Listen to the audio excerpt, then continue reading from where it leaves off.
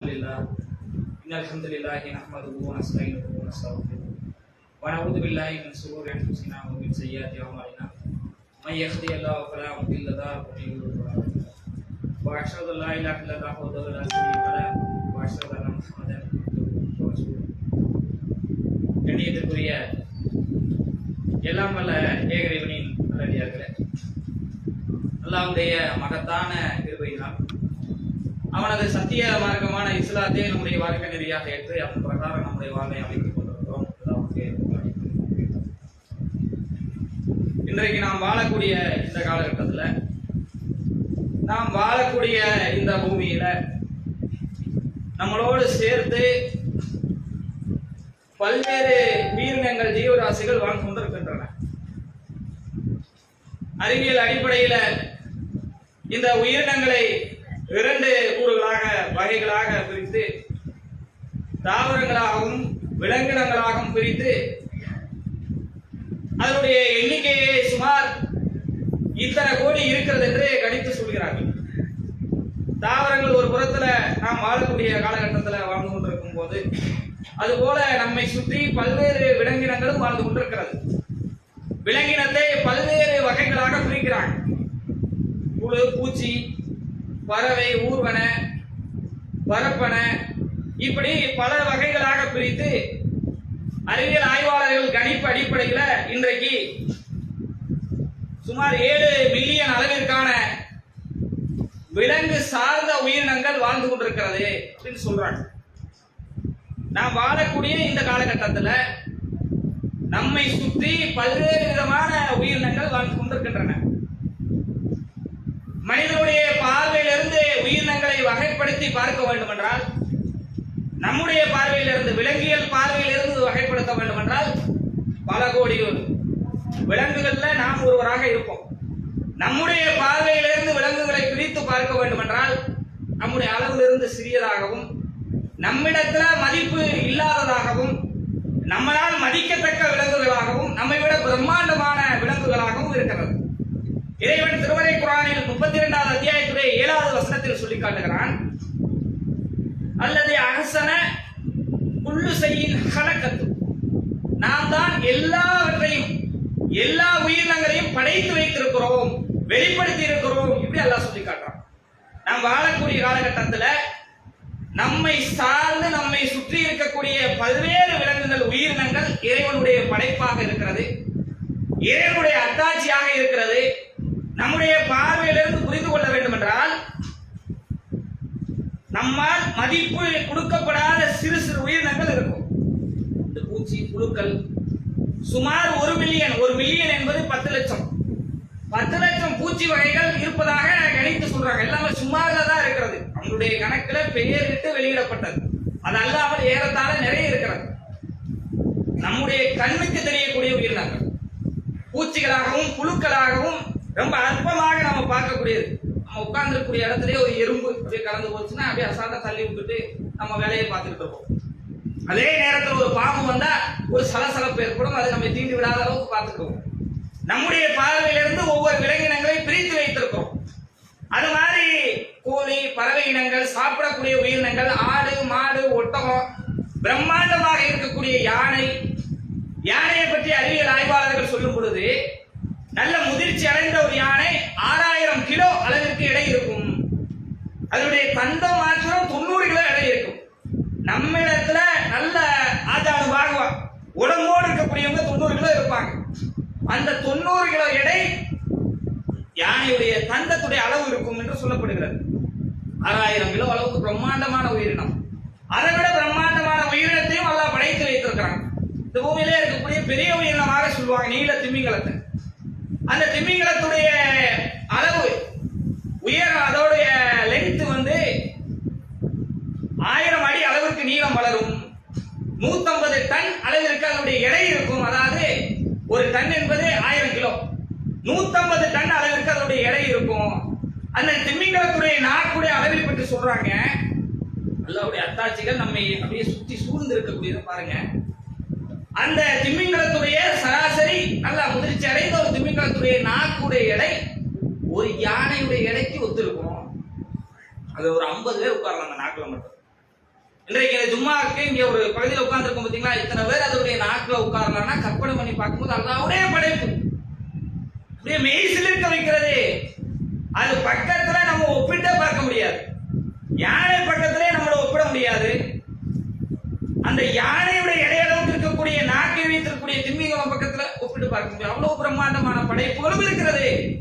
நம்மளால் அலட்சியமாக பார்க்கக்கூடிய படைப்புகளும் இருக்கிறது. நம்முடைய கண்ணுக்கு தெரியாமல் சில உயிரினங்களும் இருக்கிறது. உதாரணத்திற்கு அறிவியல்ல படிக்கக்கூடிய மாணவர்களுக்கு சொல்லி தருவாங்க. ஒரு செல் உயிரி அமீபா என்று சொல்லக்கூடிய ஒரு உயிரி இருக்கிறதுலே ரொம்ப சின்னது. அதுதான் இறைவனுடைய படைப்புல ரொம்ப சிறிய அளவிற்கு இருக்கக்கூடிய ஒரு உயிரினம். ஒரு செல்லு தான் இருக்கும். செல் என்றால் என்னன்னா ஒரு அறைன்னு வச்சுக்கிறேங்க. தமிழ்ல சொல்ல வேண்டும் என்றால் ஒரு அறை. பல அறைகள் சேர்ந்து ஒரு திசு உருவாகுது. பல திசுகள் சேர்ந்து ஒரு சதையாக தசையாக உருவாகுது. நம்ம விரல் எடுத்துக்கிட்டீங்கன்னா இதுல பல திசுகள் இருக்கிறது. இந்த திசுக்கள்ல பல அறைகள் செல்கள் இருக்கிறது. இந்த செல்கள்லாம் சேர்ந்துதான் ஒரு உறுப்பு உருவாக முடியும். நம்முடைய இந்த விரல் அளவிற்கு எடுக்க வேண்டும் என்றால் பல லட்சம் செல்கள் இருக்கும். இதுல ஒரே ஒரு செல்லுல ஒரு உயிரினம் வாழுதுன்னா அது எவ்வளவு இருக்கும், அது சாதாரண கண்களால பார்க்க முடியாது. இறைவன் அப்படி படைத்து அதற்கு உணவளித்து அதையும் வாழ வைத்துக் கொண்டிருக்கான். அந்த உயிரினம் ஒன்று இருக்கிறது. அதை பார்க்க வேண்டும் என்றால் அதற்கென்று பிரத்யேகமாக தயாரிக்கப்பட்ட எலக்ட்ரான் டெலஸ்கோபி மூலமாக தான் பார்க்க முடியும். சாதாரண டெலஸ்கோபி கூட மூலம் பார்க்க முடியாது. அதுக்கென்று உருவாக்கப்பட்டிருக்கூடிய பிரத்யேகமான டெலஸ்கோப்பியை வச்சுதான் அதை பார்க்க முடியும். அதுக்கு இருக்கிறது ஒரே ஒரு செல். நம்ம டிஎன்ஏ டெஸ்ட் எடுப்பாங்கல்ல, ஒருத்தர் இறந்து கிடக்கிறார் அல்லது இப்ப கூட இந்த ஊட்டியில ஏற்பட்ட பிபின் ராவத்துடைய இறப்புக்கு பிறகு கூட டிஎன்ஏ டெஸ்ட் எடுத்து அதை கண்டுபிடிக்கணும் அப்படின்னு பார்த்துட்டு இருந்தாங்க. நம்முடைய உடம்புல இருந்து ஏதாவது ஒரு தசையை கொஞ்சோன்னு எடுப்பாங்க. எடுத்து அதுல இருந்து அந்த செல்லை எடுத்து அந்த செல்லுக்குள்ள டிஎன்ஏ இருக்கும். அதை எடுத்து அதை வச்சு ஒப்பிட்டு பார்ப்பாங்க. இதெல்லாம் கிடைக்கிற கீழே கருகி போயிருக்கக்கூடிய உடம்புல பல்லுடைய இடுக்குல இருந்து எடுப்பாங்க. அந்த திசுல அதுல ஒரு செல் இருக்கும். அந்த செல்லுல டிஎன்ஏ எடுக்கிறாங்க. மைக்ரோ, அந்த மைக்ரோ அளவுக்கு ஒரு உயிரினம் வாழ்ந்து கொண்டிருக்கிறது இந்த உலகத்துல. அதையும் அறிவியல் ஆய்வாளர்கள் கண்டுபிடித்து சொல்றாங்க. அல்லாஹ்வுடைய படைப்பு. இந்த அளவுக்கு மைக்ரோ அளவுக்கு இருக்கக்கூடிய உயிரினமும் இருக்கிறதே. நம்மோட கற்பனையே பண்ணி பார்க்க முடியாத திமிங்கலம் போன்ற பிரம்மாண்டமான படைப்புகளும் இருக்கிறது. இப்படி ஏகப்பட்ட படைப்புகள் நம்மை சுற்றி இருக்கக்கூடிய இந்த காலகட்டத்தில் நாம் வாழக்கூடிய நேரத்தில் எல்லாத்தையும் விட ஒரு படைப்பாக சிறந்த படைப்பாக அல்லாஹ் நம்மை படைத்து வைத்திருக்கிறோம். பொதுவா அறிவியல் ஆய்வாளர்கள் என்ன சொல்லுவாங்கன்னா நம்மளை பத்தி ரெண்டு கேட்டகரியில தான் பிரிச்சிருக்கிறாங்க உயிரினத்தை. ஒண்ணு தாவரங்கள், இன்னொன்னு விலங்கு. விலங்குல மனுஷனை கொண்டு போய் வச்சுட்டாங்க. மனுஷனு தனி கேட்டகரிலாம் கிடையாது. விலங்கினங்கள்ல மனுஷ ஒரு இனம், அவ்வளவுதான். எப்படி நாய், பன்றி, கழுதை, குதிரை, இந்த பூச்சி, புழுலாம் இருக்குது, அது மாதிரி மனுஷ ஒரு இனம் அப்படின்னு வச்சிருக்கிறாங்க. அப்படிதான் அந்த கேட்டகரியில தான் படிக்க முடியும். அதை பற்றி பாத்தீங்கன்னா இதை ஏதாவது ஒரு இனத்துல கொண்டு போய் சேர்க்க வேண்டும். மனுஷ இனத்தை தனியா எதையாவது வைக்கணும், விலங்குல இருந்து தூக்கணும்னு அந்த காலத்துல ஒரு ஆய்வு செஞ்சாங்களாமா. அறிஞர்கள் கூப்பிட்டு உட்கார வச்சு எல்லாம் உட்கார்ந்துட்டு மனுஷனுக்கு ஒரு டெபினிஷன் கொண்டு வாங்க. அதை தனியா பிரிச்சிடலாம். தாவரத்துல இருந்து வழக்கெல்லாம் விலங்குல இருந்து வழக்கி தனியா ஒரு டெபினிஷன் கொண்டு வரணும் அப்படின்னு. என்ன டெபினிஷன், என்ன வரை இலக்கம் கொடுக்க முடியும் மனுஷனுக்கு? எல்லாம் உட்கார்ந்து ஆளாளுக்கு கருத்து சொல்லியிருக்கிறாங்க. எதுவும் ஒத்து வரல. சரி விலங்குகளே கிடக்கட்டுமா அப்படின்னா இல்ல வேணா ஒண்ணு பண்ணலாம், இரண்டு காலோடு வாழக்கூடிய ஒரு உயிரினம் அப்படின்னு வச்சிருவோமா, அப்படி தனியா பிரிச்சுடுவோமா அப்படிங்கிற அப்படின்னு அறிஞர் வரவுமே அதுல ஒருத்தன் வந்து மாற்று கதை சொல்லியிருக்கான். ஏத்துக்கலாம், இதான் கரெக்டா எங்களுக்கு தெரியுது அப்படின்னு. சரி இருங்க அப்படின்னு சொல்லிட்டு நான் ஒரு மனுஷனை புடிச்சிட்டு வரேன்னு போய் ஒரு சாக்கு பை தூக்கிட்டு வந்தான். தூக்கிட்டு வந்து சாக்கு பையை பிரிச்சு வச்சா உள்ள இருந்து ஒரு கோழி வெடி வந்துடும். இது மனுஷன் இனம் தான். நீங்க சொன்ன இலக்கண அடிப்படை டெபினிஷன் அடிப்படை ரெண்டு காலம் இருக்கக்கூடிய உயிரினம். இப்ப நான் டெபினிஷனை மாற்றோம். மனித இனம் எப்படிப்பட்டது என்றால் இரண்டு காலோடு வாழக்கூடிய உயிரினம், அதுக்கு இறக்கைகள் கிடையாது அப்படின்னு வச்சுக்குவோம். அப்படி ஒரு உயிரினத்துல சேர்த்துருவோம் அப்படின்னு டெபினிஷன் கொடுக்கலாம். உடனே மறுபடியும் இந்த ரெண்டு ரெக்கையும் பிச்சுட்டு கோழியை நிப்பாட்டிட்டு இதுவும் மனுஷன்ல சேர்த்துடலாம் அப்படின்னு. ஒண்ணுமே சேர்க்க வேணாம், விலங்குலயே வச்சுருங்க அப்படின்னு பொதுவா அறிவியல் எப்படி பிரிக்குதுன்னா விலங்குல நம்ம ஒரு இனமா பிரிக்குது. ஆனால் இஸ்லாம் படைத்த இறைவன் எப்படி பிரிக்கிறான் என்றால் நம்மை தனி படைப்பா பிரிக்கிறான். நம்மளை தனி கேட்டகரி ஆக்குறான். உலகத்தில் இருக்கக்கூடிய தாவரம், விலங்கு எல்லாம் ஒரு பக்கம், அதை விட்டு தனித்து நம்மளை தனித்துவமாக மனிதர்களை அல்லாஹ் வைத்திருக்கிறான். அல்லாஹ் திருமறை குர்ஆன்ல பேசும்பொழுது லகத் ஹலக்னல் இன்சான ஃபீ அஹ்ஸனி தக்வீம், மனிதனை அழகான வடிவத்தில் நாம் படைத்திருக்கிறோம். மனுஷனை படைச்சதை பற்றி நிறைய வசனங்கள் அல்லாஹ் பேசுறான். அழகான வடிவத்துல அவனுக்கு கண்ணை கொடுத்திருக்கிறோம், நாக்கை கொடுத்திருக்கிறோம், உடலை கொடுத்திருக்கிறோம், சிறப்பான படைப்பாக படைத்து வைத்திருக்கிறோம் நல்லா சொல்றான். ஒரு புறத்துல மனிதனை அழகா அல்லாஹ் படைத்திருக்கக்கூடிய இறைவன், நம்மை சுற்றி பல உயிரினங்களை படைத்து வைத்திருக்கக்கூடிய இறைவன், அனைத்தையும் அதிகாரம் செலுத்தக்கூடிய ஆட்களை நம்மிடத்தில் கொடுத்திருக்கிறார். அனைத்து உயிரினத்திலிருந்து என்ன பலன் கிடைக்கிறதோ அனுபவிக்கக்கூடிய ஆட்களை நம்மிடத்தில் கொடுத்திருக்கிறார். படைப்புகளை எப்படி பிரிக்கிறானா, எல்லாத்தையும் படைச்சுட்டான். மனுஷனே அல்லாஹ் படைத்திருக்கிறான். எல்லாத்தின் மீது அதிகாரமும் அதனுடைய பலன்களை அனுபவிக்கக்கூடிய நிலையும் அல்லாஹ் நமக்கு கொடுத்திருக்கிறான். எந்த உயிரினமும் கிடையாது. எதை எடுத்துக்கிடுங்க, எல்லாமே மனுஷனுக்கு பயன்படுதுன்னு சொல்லக்கூடிய நிலையை பார்க்கிறோம்.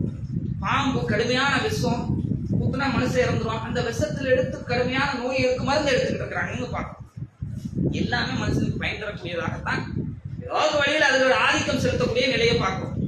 6000 கிலோ இருக்கிறது பிரம்மாண்டமா இருக்குது யானை, அது மேல ஏறி உட்கார்ந்துட்டு அதே தன்னுடைய வருமானத்துக்கு பிச்சை எடுக்கக்கூடிய நிலையை வைத்திருக்கிறாங்க.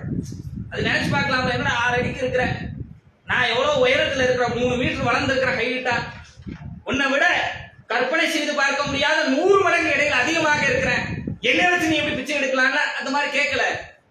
அதன் மீது அதிகாரம் வைக்கக்கூடிய அளவுக்கு அல்லாஹ் நம்மை படைத்திருக்கிறான். ஒப்பிட்டு பார்க்கும்போது அதாவது ஒண்ணும் இல்லைங்க. இந்த திமிங்கலத்தை பத்தி சொன்னோம்ல, திமிங்கலத்தை ஒரு சில வருடங்களுக்கு, ஒரு 10-15 வருடங்களுக்கு முன்னாடி கூட அது வேட்டையாடப்பட்டு இருந்துச்சு. இன்னைக்கும் தெரியாம வேட்டையாடப்படுது. திமிங்கலத்துடைய கழுத்து குறைஞ்சிலிருந்து ஒரு சில திரவங்கள் கிடைக்கும். அது நல்ல விலைக்கு போகுதுங்கிறதுனால அதை போய் வேட்டையாடுவான். ஒரு 50 வருஷத்துக்கு முன்னாடிலாம் அது பிரபலமாக இருந்தது வேட்டையாடப்படுவது.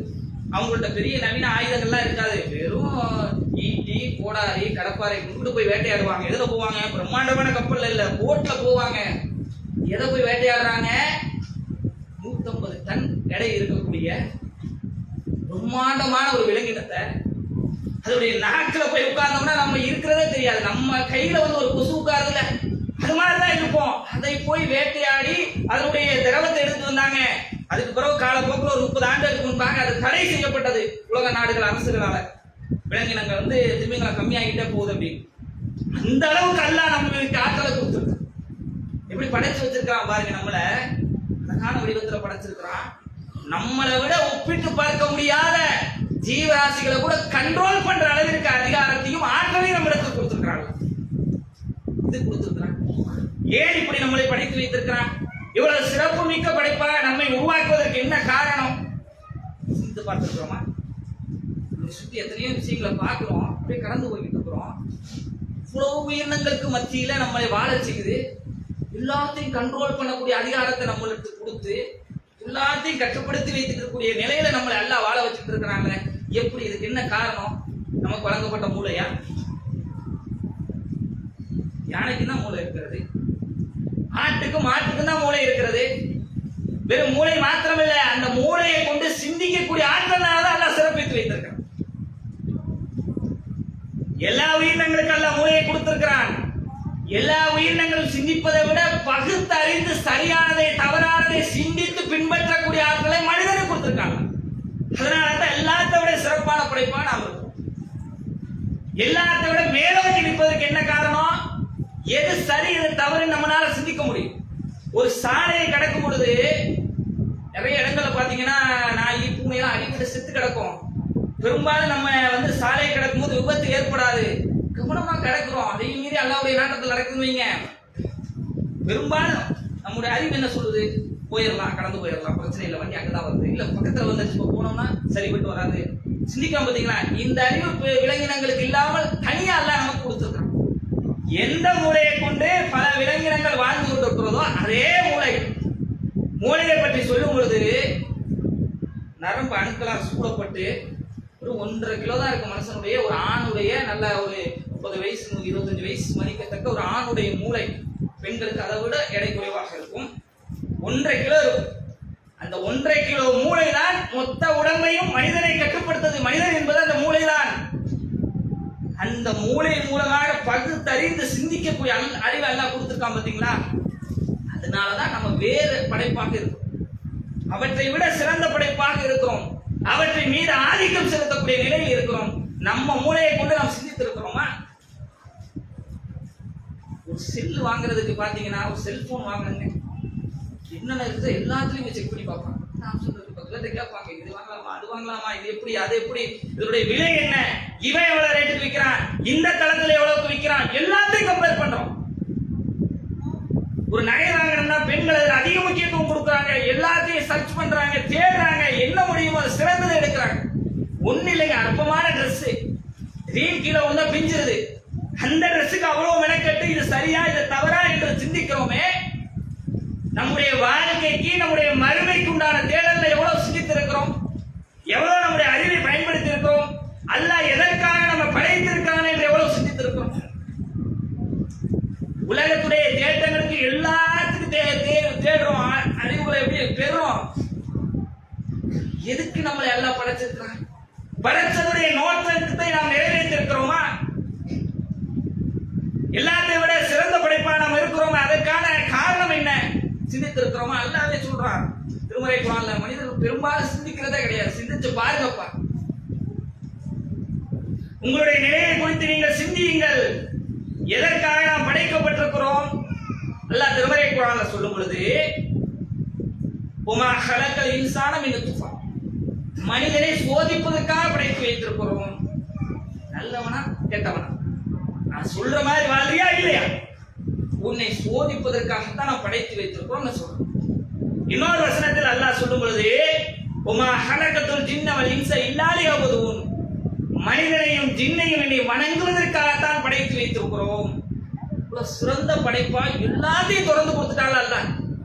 உலகத்துல நம்மளுக்கு தான் எல்லாமே இருக்கிற மாதிரி அல்லாஹ் இந்த உலகத்தை நமக்கு திறந்து கொடுத்து விட்டு, அடே நீ வணங்குறியா இல்லையா, நீ வணங்குவதற்கு தான் உன்னை படைச்சிருக்கிற, உனக்கு எல்லாத்தையும் கொடுத்துட்டேன், இந்த உலகத்தையே கொடுத்துட்டேன், உலகத்துல இது இல்ல அது இல்ல எல்லாமே நமக்கு பயன்பெறும், அதன் மூலமாக நம்முடைய முன்னேற்றத்தை அடையலாம்.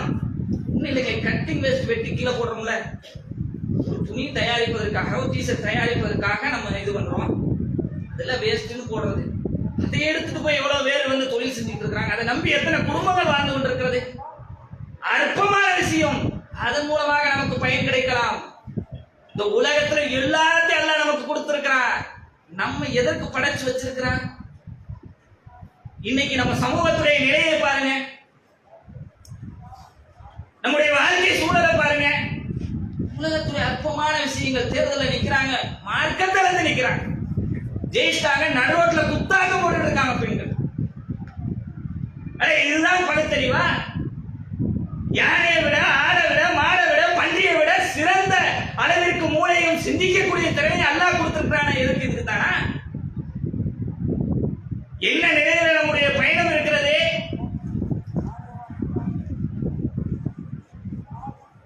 சிந்தித்து பார்க்க கடமைப்பட்டிருக்கோம். அல்லாஹ் நம்மை படைத்தது அவனை வணங்குவதற்காக. அவன் நம்மை சோதிப்பான், சோதனையில கடைசி வரைக்கும் துவண்டு விடாமல் நிற்கிறவா என்று பார்ப்பான், பார்த்துட்டு நமக்கு உண்டான வெற்றியை தருவான். நம்முடைய இலக்கு என்பது மறுமை. இந்த உலகத்துல சிறந்த படைப்பாக நம்மை படைத்திருப்பது பகுத்தறிவு அல்ல, யாருக்கும் எந்த விலங்குக்கும் கொடுக்காமல் நமக்கு கொடுத்திருப்பது. சிந்தித்து நமக்கு சரியானதை கடைபிடிப்பதற்கு, சரியானதை தேர்வு செய்வதற்கு, அதை நம்ம முதல்ல உணர்ந்து கொள்ள வேண்டும். இன்னும் சில விஷயங்களை இருந்தால் தொழில் அறிந்து கொள்ளும்.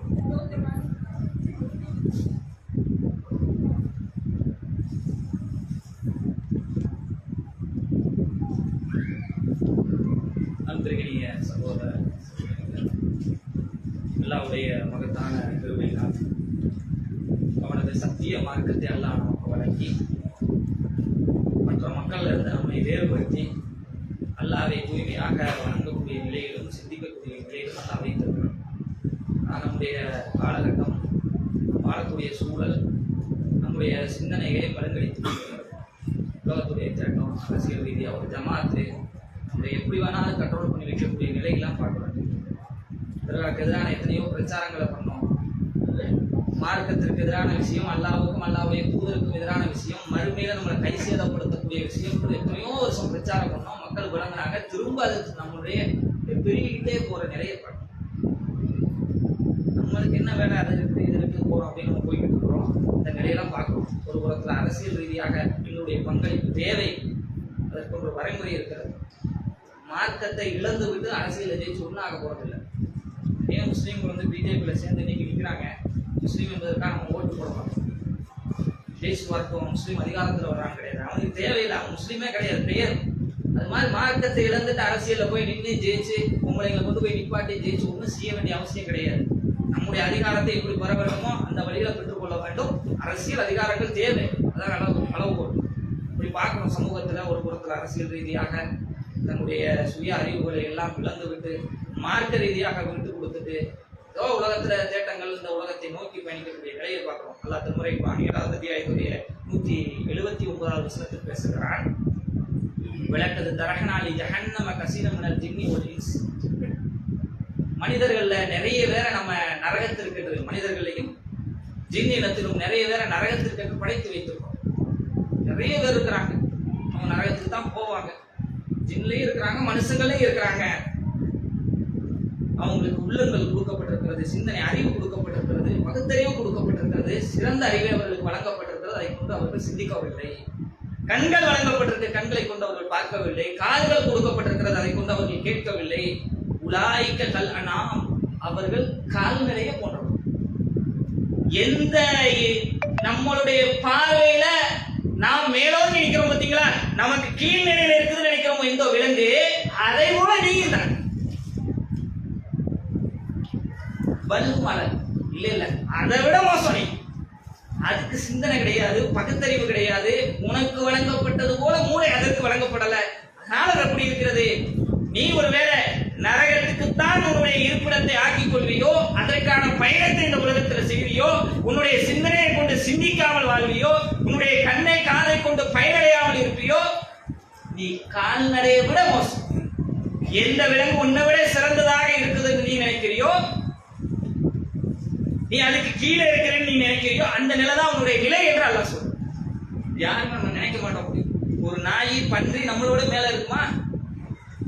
ஒரு எலி பூனை நம்ம விட சிறந்ததா இருக்குமா? கிடையாது. அதை விட சிறந்த படைப்பாகத்தான் நாம் இருக்கிறோம். ஆனால் உன்னை விட அது சிறந்தது என்று அல்லாஹ் சொல்றான். ஏன் சிந்திக்க மாட்டேங்கிறீங்கப்பா? உலகத்துடைய தேட்டம் உங்களை அப்படியே தாட்டிக்கிட்டே போகுது, அதை பத்தி நீங்க சாய்ந்து கொண்டே இருக்கிறீங்க அப்படிங்கிறதா நிலையை பார்க்கணும். அது மாதிரி நபிகள் நாயகம் ஸல்லல்லாஹு அலைஹி வஸல்லம் சொல்றாங்க, ஒரு தடவை அப்படியே கடந்து போய்கிட்டு இருக்கிறாங்க. ஆலியான்றது சொல்லக்கூடிய பகுதியில இருந்து கடை தெருவுக்கு போய்கிட்டு இருக்கிறாங்க. போகும்போது ஒரு ஆடு செத்து கிடக்குது. அதோடைய காதெல்லாம் சிறுத்து போய் ரொம்ப சின்ன காதா இருக்கக்கூடிய நிலையில ஒரு ஆட்டு செத்து கிடக்குது. இந்த காதை பிடிச்சி தூக்குறாங்க. சொல்றா தூக்கிட்டு அந்த மக்களை பார்த்து கேட்கிறாங்க, மக்களே, இந்த யார் ஏதாவது திருவிழங்களை கொடுத்து காசு கொடுத்து வாங்கிக்குவாங்கல்ல யாருன்னு சொல்லும்போது, இந்த ஆடு இறந்து கிடக்குது, செத்து போச்சு, இதனால எங்களுக்கு எந்த பிரயோஜனமும் கிடையாது, இதை எதுக்கு நாங்க காசு கொடுத்து வாங்கணும், யாருமே வாங்க மாட்டோம் அப்படின்னு சொல்றாங்க. திரும்ப ரசூலுல்லாஹ் கேட்கிறாங்க, சரி இது ஏதாவது பயன்படும்னு யாராவது வச்சுக்கிடுவீங்களா? நீங்க வேணா யாராவது பயன்படுத்திக் கொள்ளுங்க, யாருக்கு இது பயன் தரக்கூடியதாக இருக்குது என்று நீங்க விரும்புறீங்க அவங்க பயன்படுத்திக்கலாம், யாருக்கு தேவை இருக்குதான்னு கேட்கும்போது சகாபாக்கள் சொல்றாங்க, அல்லாஹ்வுடைய தூதரே, இந்த ஆடு இறந்து விட்டது, இதுல எந்த பயனும் கிடையாது. இது நல்ல மாதிரி இருந்தாலும் அதனுடைய காது ஊனமாக இருக்கிறது, அதை நாங்கள் பயன்படுத்த மாட்டோம். இன்றைக்கு அது செத்து வேற போயிடுச்சு, இதனால எந்த பிரயோஜனம் இல்லை, இது எங்களுக்கு எதுவும் பயன் தர போறது இல்லை என்று சொல்றாங்க. சொன்ன பிறகு ரசூலுல்லாஹ் சொல்றாங்க, இந்த உலகம் என்பது, இன்றைக்கு நீங்கள் வாழக்கூடிய இந்த உலகம் என்பது இந்த இறந்து காதுகள் சிறுத்து ஊனமான இந்த ஆட்டை விட அதை விட மோசமானதான், அதை விட கீழ்நிலையில் உள்ளதான். இது எப்படி உங்களுக்கு தேவையில்லை நினைக்கிறீங்களோ அது மாதிரிதான் அந்த உலகம். இந்த உலகத்துடைய வாழ்க்கை என்பது, இந்த உலகத்துடைய தேவை என்பது, இந்த ஆடை இறந்து போய் உங்களுக்கு பயனளிக்காத ஆடை விட கீழ்நிலையில தான் இருக்க வேண்டும் என்று ரசூலுல்லாஹ் சொல்றாங்க. மக்களுக்கு அப்படி ஒரு பாடம் மாதிரி நடத்துறாங்க. சும்மா சொல்றதை விட அப்படியே ஒரு பிராக்டிகலா சொல்லி காட்டுறாங்க ரசூலுல்லாஹ் அப்படிங்கிறத பார்க்கணும். இப்ப நம்முடைய வாழ்க்கை என்பது இந்த உலகத்தை சார்ந்த வாழ்க்கை கிடையாது, மறுமை சார்ந்த வாழ்க்கை. என்றால் ஒரு நாள் மரணிக்கத்தான் போறோம். குல்லு நஃப்ஸி தாயிகத்துல் மௌத், எல்லா ஆத்மாவும் மரணத்தை சுவைத்தே தான் தீரணும். நானும் மரணிக்கத்தான் போறேன், நீங்க எல்லாரும் மரணிக்கத்தான் போறோம், யாருக்கும் இது விலக்கு கிடையாது. மரணித்த அப்புறம் அல்லாஹ்விடத்துல ஒரு நாள் எழுப்பப்படுவோம், அவன் முன்னாடி போய் நிற்போம். அந்த நாளை பற்றி அல்லாஹ் சொல்லும் பொழுது, அந்த நாள்ல ஒரு சில மனிதர்கள் அல்லாஹ்விடத்தில் கேட்பாங்க, அந்த நாள்ல பேசுவாங்க, நம்ம விரண்டு தப்பிச்சு ஓடக்கூடிய மாதிரி ஒரு இடம் கூட இந்த நேரத்தில் எங்களுக்கு கிடைக்கலையே இல்லையா அப்படின்னு. அல்லாஹ்ட்ட வந்து சிக்கிட்டு அந்த உலகம் தான் முக்கியம் இருந்தோம், எங்க அறிவை கொண்டு எதையும் சிந்திக்கல. வாழ்க்கையில எப்படி, தொழில் எப்படி, குடும்பத்தை எப்படி, அதை எப்படி வாங்குறது, இதை எப்படி வாங்குறது, அதுல சிந்தித்தோம். அல்லாஹ்வை பற்றியோ மார்க்கத்தை பற்றியோ மறுமையை பற்றி எதையும் சிந்திக்கல. எங்களுடைய மூளை அப்படியே வைத்திருந்தோம். அல்லாஹ் எதற்காக என்னை படைத்திருக்கான் என்பதையும் சிந்திக்கவில்லை. எல்லா உயிரின மத்தியில எதற்காக வாழ வைத்தான் என்பதையும் சிந்திக்கவில்லை. எல்லாத்தை விட சிறந்த படைப்பா என்னை ஏன் படைத்திருக்கிறான்னு சிந்திக்கல. இந்த நாள தப்பிக்கிறதுக்கு ஏதாவது இடம் இருக்குமா, போய் ஒளிகிறதுக்கு ஏதாவது இடம் இருக்குமா என்று புலம்பிக் கொண்டிருப்பாங்க. நல்லா சொல்றோம். இப்போ மரணத்தை நாம் ஒரு நாள் சந்திக்க இருக்கிறோம். மரணத்துக்கு பின்னான ஒரு வாழ்க்கை இருக்கிறது. அந்த வாழ்க்கைக்கு உண்டான தேடல்கள் என்ன, எதற்காக நம்ம அல்லாஹ் படைத்திருக்கிறான்னு கேள்விக்குள்ள வந்துட்டீங்கன்னாவே, அதை பற்றி சிந்திக்க ஆரம்பிச்சிட்டீங்கன்னாவே வாழ்க்கைக்கான தேடல் வந்துவிடும், மறுமைக்கான தயாரிப்பு வந்துவிடும். எதற்கு நம்மை படைத்து வைத்திருக்கிறான், எதற்காக அல்லாஹ் படைக்க வேண்டும். அல்லாஹ் திருமறை குர்ஆனில் பேசும் பொழுது இந்த உலகத்திற்கு எல்லாத்தையும் பற்றி சொல்றான். நம்மை அல்லாஹ் வணங்குறதுக்கு படைச்சிட்டான், அவன் சொன்ன மாதிரி வாழ்றதுக்கு படைச்சிட்டான். உலகத்துல நிறைய ஜீவராசியை படைச்சு வச்சிருக்கான். அதை பற்றி சொல்லும்போது எதையும் அல்லாஹ் வீணுக்காக விளையாட்டுக்காகவும் படைக்கிறது. எதையுமே அல்லாஹ் வீணுக்கு விளையாட்டுக்கு வீணா போறதுக்கு அதுக்கு இதுக்கெல்லாம் படைச்சு விடல. தேவைக்காக அல்லாஹ் படைத்திருக்கிறான். நம்மை வீணு கூட்டிருப்பானா, விளையாட்டு கூட்டிருப்பானா? இங்க ரோட்டு ஓரத்துல ஒரு இஸ்லாமிய பெண்மணி ஜெயிச்சுட்டாரு. பட்டாசு போட்டு கும்மாளம் போட்டு ஆடுறாங்க. நீ ஜெயிச்சுதான் என்ன ஆக போகுது நான் கேட்கிறேன். பக்கத்துல வயது ஒரு குழந்தை கதறி அழுது கொண்டிருக்கிறது. அதை பற்றின கவலை இல்லை இந்த சமூகத்துல. எதற்கு ஜெயிச்சீங்க நீங்க? மறுமையில உங்களுடைய தயாரிப்பை உருவாக்குவதற்கா, இந்த உலகத்துல சம்பாதிப்பதற்கா? சிந்திக்க வேண்டாமா? எல்லாத்தையும் அளவுல எடுத்துக்கிடுங்க. நம்ம ஒவ்வொருத்தரையும் அல்லாஹ் மறுமையில விசாரிப்பான். என்னுடைய அறிவை கொண்டு எனக்கு பயன்பெற்றதா, அவ்வளவுதான் கேள்வி. என்னுடைய அறிவை வச்சு 10 பேருக்கு போனதாங்கிறது ரெண்டாவது.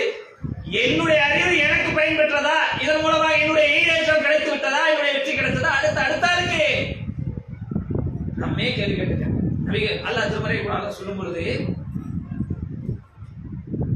அல்லாஹ் திருமறை குர்ஆன்ல பேசுறான், யார் தன்னை தானே சுய பரிசோதனை செய்து திருத்திக் கொள்றாரோ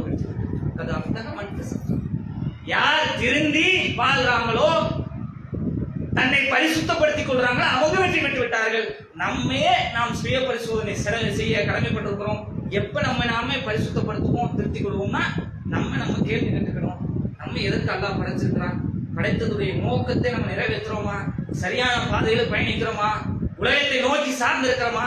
முதல்ல நம்முடைய ஈடேற்றம், நம்முடைய அறிவு நமக்கு, அடுத்து நம்முடைய சமூகத்துக்கு பயன்பெற வேண்டும். அப்படிப்பட்ட நல்ல பாக்கியத்தை வல்லறிவன் நம் அனைவருக்கும் ஆக்கிரமிப்பார்.